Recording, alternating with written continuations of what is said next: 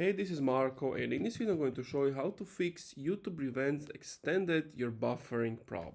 So if you have some buffering problems and the video never loads, here's what you need to do. It's the same steps if you're an iPhone or your Android.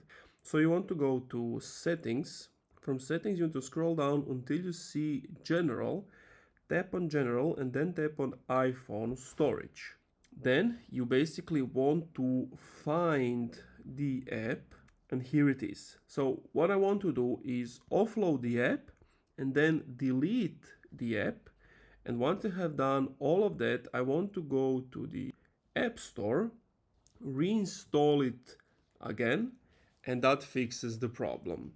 Sometimes you don't have to delete everything. You can just come in, search for the app, and potentially the only thing you need to do is update it, and that also sometimes fixes the problem, but not always. That's why I have these steps, and that's it. Thank you for watching this video. If you enjoyed, leave a like, comment.